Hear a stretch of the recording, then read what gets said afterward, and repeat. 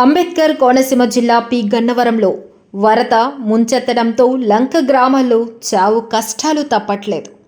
అంబేద్కర్ కోనసీమ జిల్లా పి గన్నవరంలో చనిపోయిన వ్యక్తిని చేతులతో ఎత్తుకొని గోదావరి నది పాయదాటిన బంధువులు. పి గన్నవరం మండలం కత్తులవారిపేటకు చెందిన మట్ట లక్ష్మి అనారోగ్యంతో మృతి చెందటంతో నది పాయలో దిగి శవాన్ని మోసుకెళ్లారు బంధువులు. అలాగే నది పాయ మునిగిపోవటంతో చేతులు పైకెత్తి పీకల్లోతు నీటిలో శవాన్ని మోసుకెళ్లారు బంధువులు.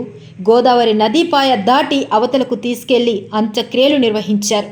వరదలు వచ్చిన సమయంలో ఎవరైనా చనిపోతే లంక గ్రామాలకు ప్రజలు ఇవే కష్టాలు అంటున్నారు స్థానికులు.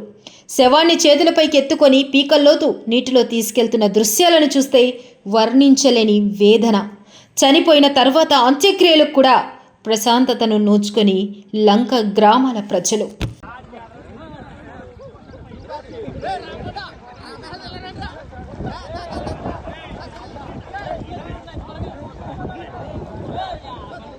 Hey, Rendra.